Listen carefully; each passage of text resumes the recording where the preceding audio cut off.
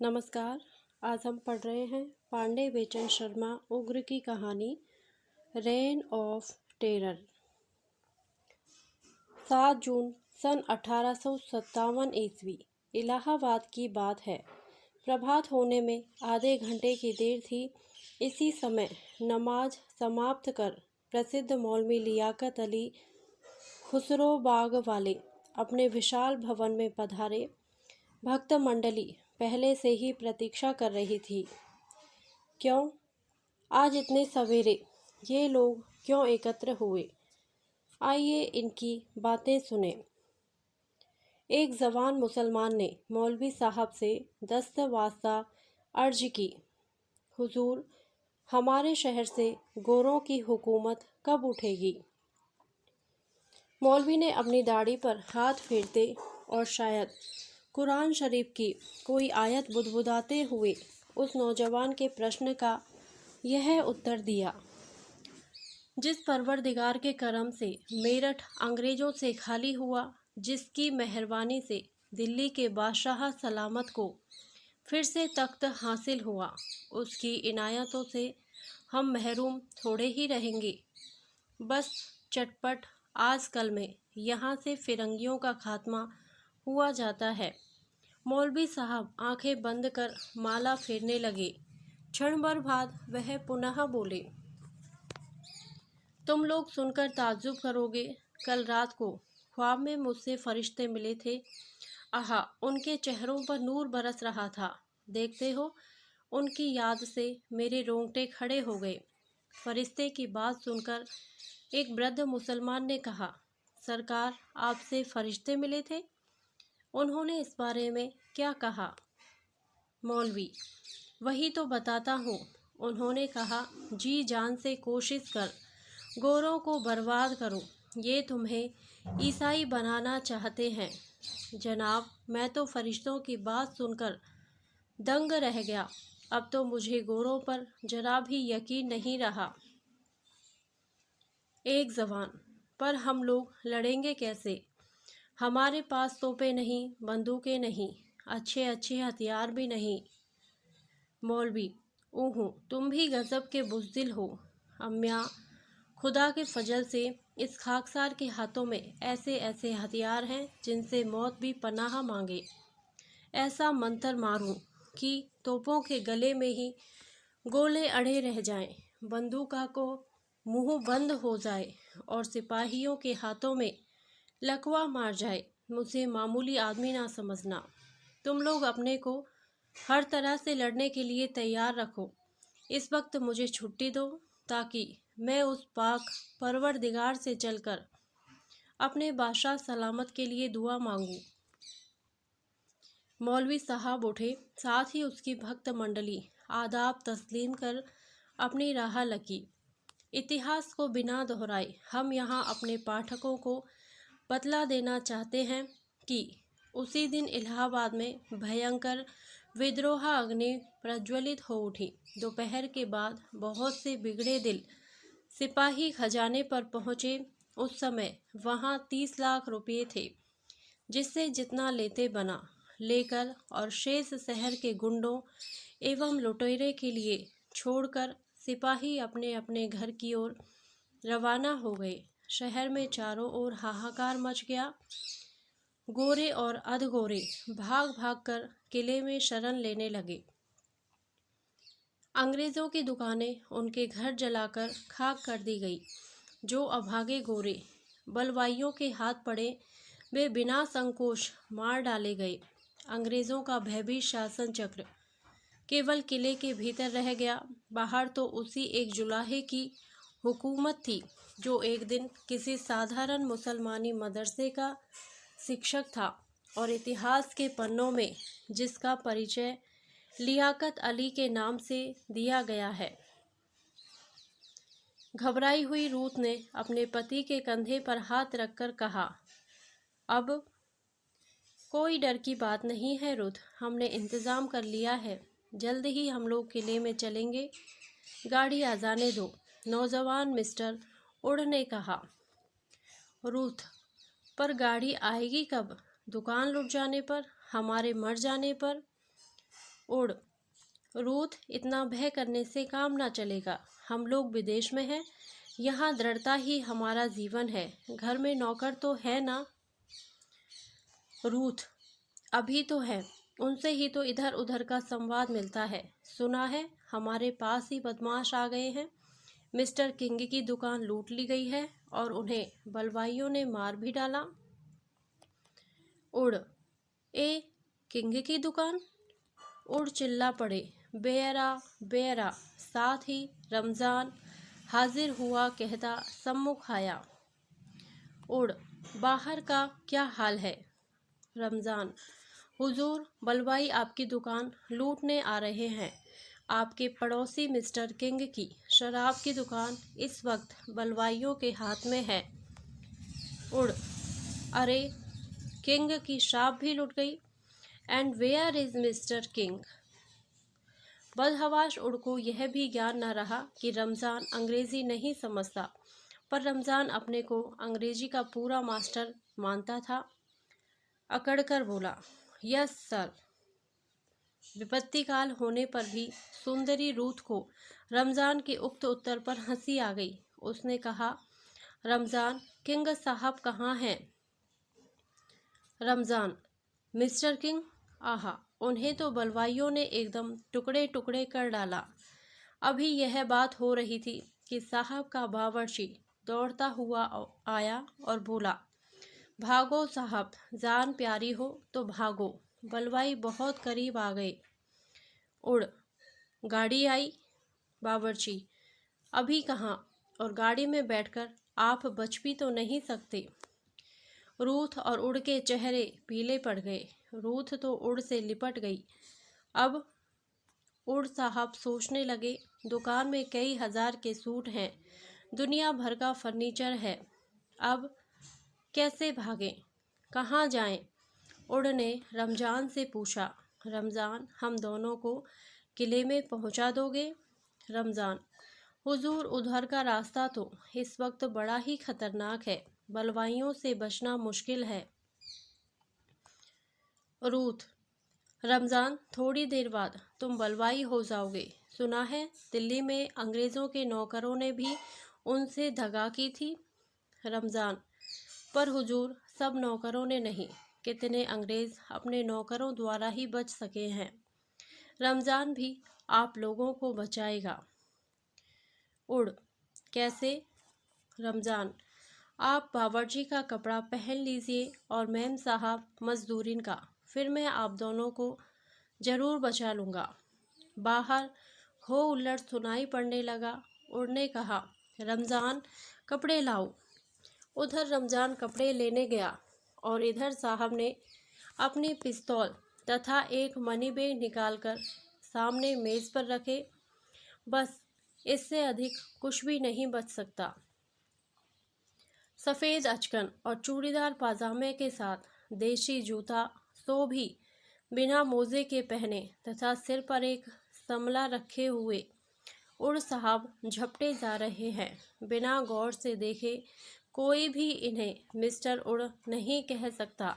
साथ में एक साधारण मजदूरिन के वेश में सुंदरी रुथ भी है। ये लोग इलाहाबाद से फतेहपुर जाने वाली सड़क के किनारे किनारे जा रहे हैं। रमज़ान ने इन्हें शहर के बाहर तक पहुंचा दिया है। वह अधिक दूर तक साहब का साथ देने में असमर्थ था, क्योंकि उसके भी लड़के वाले थे, उसे भी अपनी चिंता थी। रुथ बोली, डियर, रमज़ान ने कहा था कि 8 मील पर एक गांव है, हम लोग वहां कब तक पहुंच सकेंगे? हाँ, उस गांव का नाम मैं भूल रही हूँ। उड़, गांव का नाम करवा खैरवा है।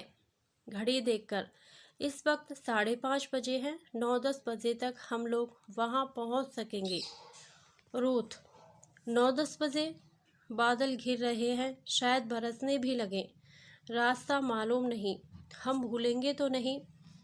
उड़, उसने कहा था सड़क से थोड़ी ही दूर पर वह गांव है।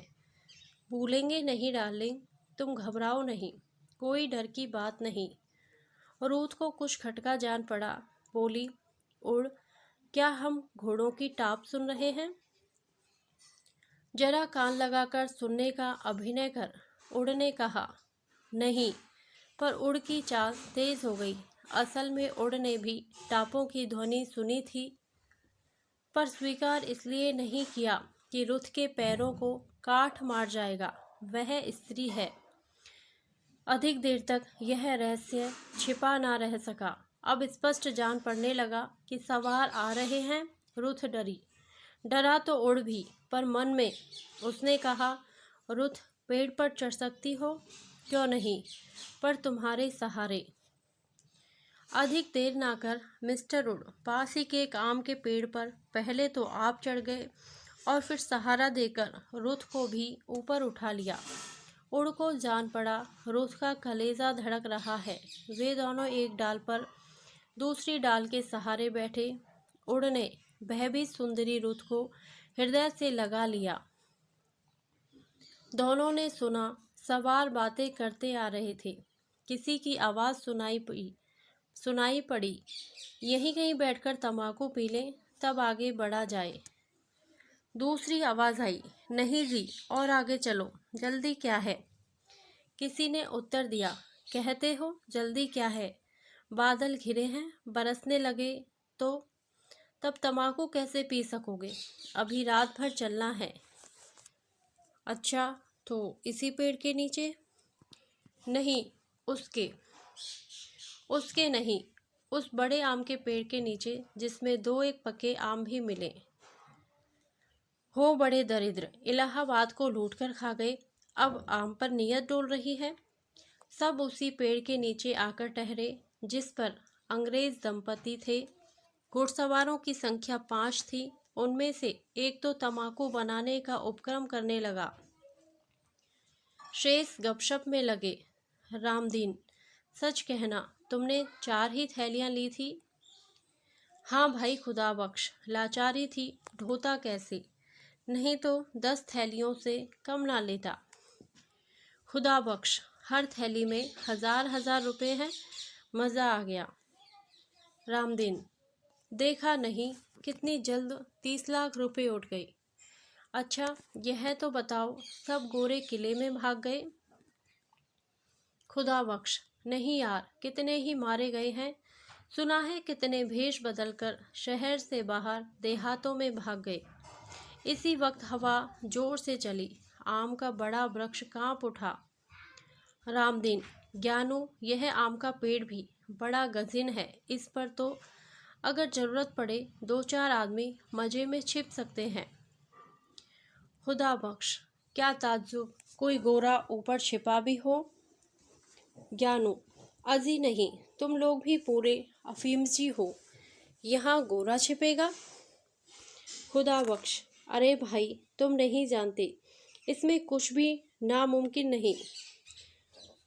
रामदीन जी, अंधेरे में जरा अपनी बंदूक ऊपर उठाकर दागिए तो। रामदीन, वाह, हम ही को उल्लू समझ रखा है। एक कारतूस मुफ्त में खराब करें, तुम ही ऐसा खिलवाड़ करो। क्या तुम्हारी बंदूक के मुंह में पान भरा है? अच्छी बात है, मैं ही दागता हूँ, कुछ ना कुछ तो हाथ आएगा ही। क्या एक पका आम भी नीचे ना आएगा? खुदा बख्श की बेवकूफ़ी पर शेष सिपाही हंसने लगे, पर उसने उन पर ध्यान न देकर ऊपर की तरफ बंदूक दाग ही तो दी। अरे, यह क्या बला है? हड़-हड़ करती हुई कोई बड़ी सी चीज़ ऊपर से धम्म से पृथ्वी पर गिरी। सलाई जलाने पर आश्चर्यचकित सिपाहियों ने देखा, एक स्त्री और एक पुरुष आपस में लिपटे पृथ्वी पर पड़े हैं। गोली पुरुष के सिर में लगी थी, वह मर चुका था। क्या स्त्री भी मर गई? अच्छी तरह देखकर खुदा बख्श ने कहा, मरने वाला गोरा ही है, इसकी आंखें देखो, और यह दूसरी इसकी स्त्री है, बड़ी सुंदरी है, डरकर बेहोश हो गई है। अगर किसी तरह होश में आती तो घोड़े पर लाद कर ले चलता। रामदीन ने कहा, चुप रहो, सबकी माँ बहन बराबर है, चलो चला जाए। खुदा बख्श, ऐसे ही छोड़कर? रामदीन, और नहीं तो क्या, होश में आने पर जहाँ चाहेगी चली जाएगी। इलाहाबाद पर जुलाहे लियाकत अली का अधिक दिनों तक अधिकार न रह सका, क्योंकि अंग्रेज यह जानते थे कि इलाहाबाद हाथ से निकल जाते ही कानपुर और लखनऊ की रक्षा असंभव हो जाएगी। अतः बनारस में अत्याचार का नाटक खेलकर सेनापति नील इलाहाबाद के लिए चल पड़े और 11 जून को वहां सकुशल पहुंच गए।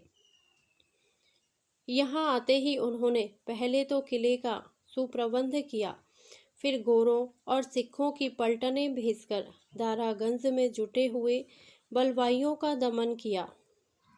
18 जून तक नील साहब ने इलाहाबाद और उसके आसपास के तमाम देहातों को भीषण दमन द्वारा शांत कर दिया। खूब प्रतिशोध लिया गया। बलवाइयों के पापों का प्रायश्चित शांति प्रिय निरीह प्रजा से कराया गया। जरा से अपराध पर लोग कुत्तों की मौत मारे गए। गांव-गांव में फांसी के लट्ठे टांगे गए और हर लट्ठे पर कई हिंदुस्तानियों के प्राण लिए गए। अंग्रेज इतिहासकार तक नील साहब के दमन चक्र से कांप उठे। उस समय हिंदुस्तानियों के प्राणों का कुछ भी मूल्य न था। उस समय अधिकतर अंग्रेज विचारक हो जाते थे और युक्त प्रांत के प्राणियों को देखते ही फांसी की आज्ञा दे देते। इस प्रकार खूनी जून समाप्त हो चला। सेनापति नील को कानपुर से भी सहायता के लिए निमंत्रण मिला था, पर वह इलाहाबाद का नाश किए बिना कानपुर कैसे जाते। 30 जून को मेजर रेनेडे की अधीनता में 400 गोरे सिपाही, 300 सिख, 100 सवार और 2 तोपें कानपुर रवाना हुई। मेजर रेनेडे रास्ते में क्या करेंगे, यह नील ने लिखकर बता दिया था। जरा देखिए पाठकों, रास्ते के दोनों ओर के गांव एवं बस्तियां नष्ट की जाएं।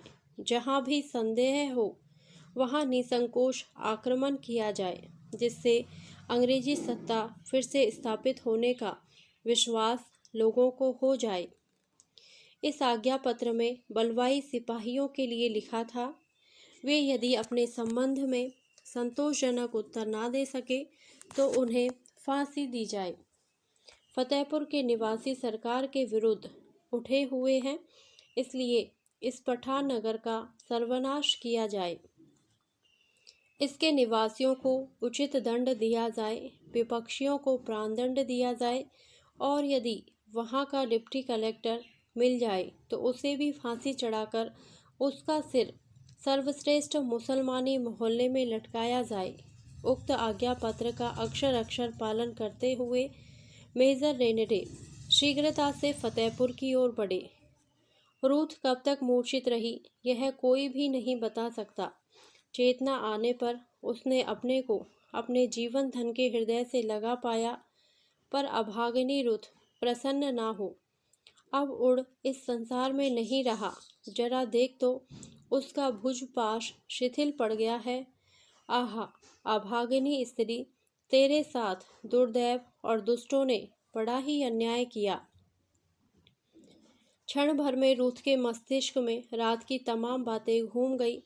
वह समझ गई कि उसका सर्वस्व किसी प्रकार भी ना बच सका। अब रूथ रोने लगी, पर वह रोदन भी तो अरण्य रोदन था। अबला विधवा के क्रंदन से उस रसाल वृक्ष का रोम रोम कंपायमान हो गया, जो अपनी गोद में छुपाए रखने पर भी उड़ की रक्षा न कर सका, और अब वह रूथ को धीरज बंधाने में अक्षम था। कुसमय में कोई सहायक होता है। आखिरकार वह उठी, अपने पति के पॉकेट से पिस्तौल और मनी बैग निकालकर कमर में रखा। उसके बाद वह धीरे धीरे खैरवा की ओर बढ़ी। जिस समय वह खैरवा पहुंची, दिन के 8 बजे थे। गांव के बाहर ही एक क्षुद्र भवन था, जिसके द्वार पर एक 80 बरस का बूढ़ा बैठा था। रूथ वृद्ध के सम्मुख जाकर खड़ी हो गई। उस समय उसकी आंखें उन्मादिनियों की तरह चढ़ी हुई रक्त वर्ण थी, होठ सूख गए थे। उसे ज्वर चढ़ाया था। वृद्ध ने पूछा, बेटी कहाँ से आ रही हो, पानी चाहिए क्या?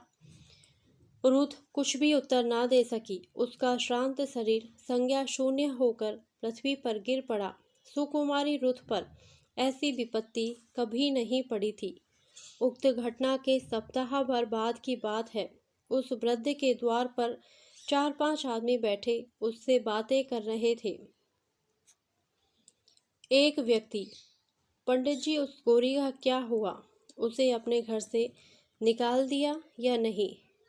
पंडित, निकालूं क्यों भाई? दूसरा व्यक्ति, निकालिएगा नहीं तो क्या कीजिएगा? अपना धर्म दीजिएगा। धर्म ही क्या, यदि बलवाइयों को पता लग जाए तो एक स्त्री के लिए तमाम गांव को कष्ट उठाना पड़ेगा। पंडित, तुम लोग भी कैसे कायर हो? अरे भैया लोगों, अपने प्राणों का इतना लोभ करते हो, एक दुखिया अबला की रक्षा भी नहीं कर सकते। खैर, मैं तो गांव बाहर रहता हूँ। यदि तुम्हारे गांव पर उस अबला के लिए आक्रमण हो तो उन राक्षस बलवाइयों को मेरे घर भेज देना। शंकर जी साक्षी हैं। यद्यपि मेरी अवस्था 80 वर्ष की है, फिर भी बिना 2-1 के जान लिए उस अबला पर विपत्ति न आने दूंगा। वृद्ध की बातों ने विपक्षियों का मुख क्षण भर के लिए बंद कर दिया। प्रथम व्यक्ति ने पुनः प्रश्न किया, वह खाती क्या है? पंडित, जो मैं खाता हूँ उससे अच्छी चीज़। उसके लिए मैं रोज अहीर से मक्खन मंगवाता हूँ। और कोई तो मेरे घर में है नहीं, मैं ही उसका बावर्ची हूँ।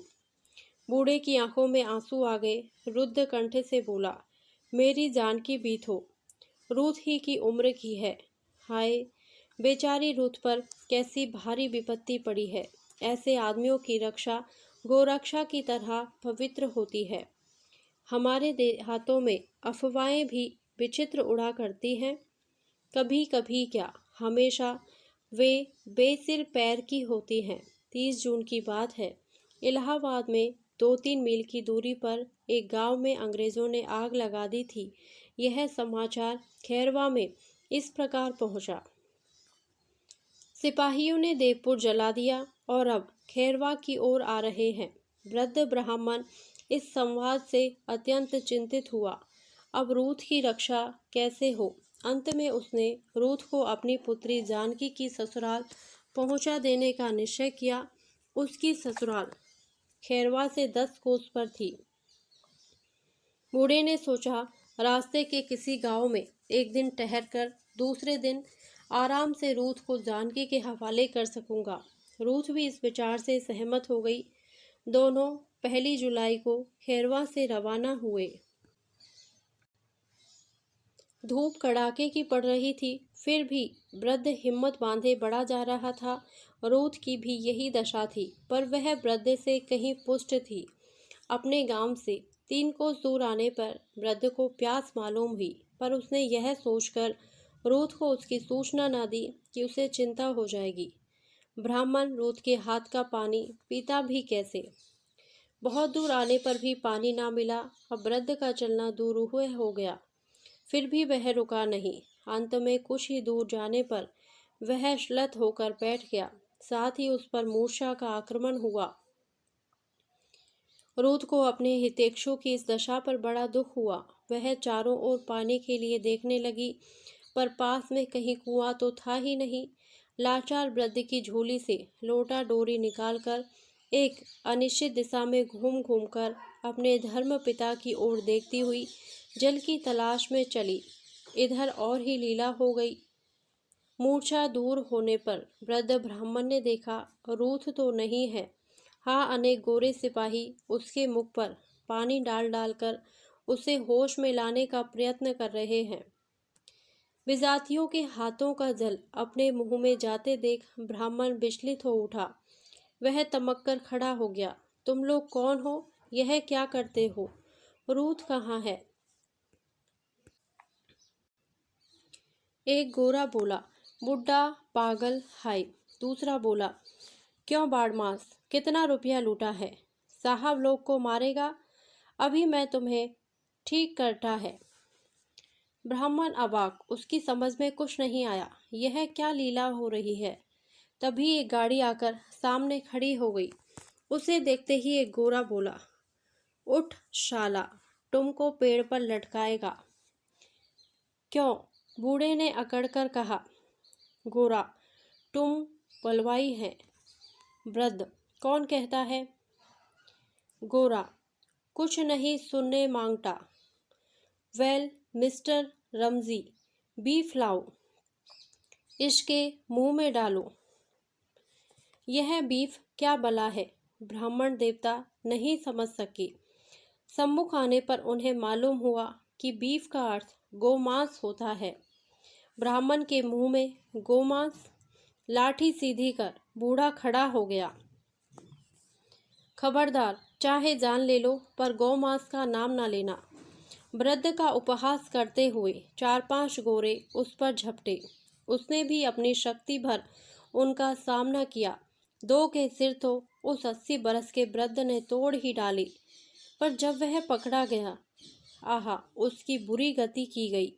गोरों ने राक्षसों की तरह उसे मारा, उसके मुंह में गोमांस ठूंस दिया और अंत में एक पेड़ में पहले रस्सी बांधकर और फिर उसी गाड़ी की छत पर बुड्ढे को खड़ा कर उसकी गर्दन में फांसी लगा गाड़ी हटा ली। अभागा झूलने और छटपटाने लगा और गोरे लगे हंसने और नाचने। दूर ही से रूथ ने देखा उसके त्राता, उसके धर्मपिता, उसके कृपालु रक्षक को उसी के देश वाले राक्षसों की तरह मार रहे हैं। वह बेतहाशा दौड़ी, एक बार गिरी, उसकी कोहनी फूट गई, दूसरी बार गिरी, लोटे का जल गिर पड़ा, फिर भी वह दौड़ती रही। उसने देखा वृद्ध फांसी पर लटका दिया गया, उसकी आंखें बाहर निकल आई। ओहो, जान पड़ता है वह मर गया।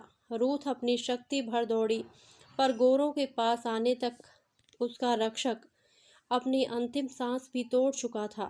रूथ की आंखों से आग बरसने लगी। उसने तीव्र स्वर से फटका, राक्षसों, यह तुमने क्या किया?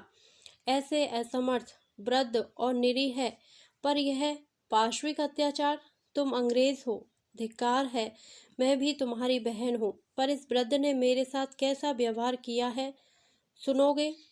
नहीं, नहीं सुनाऊंगी वह पवित्र कथा। तुम राक्षसों के कानों के स्पर्श मात्र से अपवित्र हो जाएगी। हाय हाय पिता, प्यारे पिता।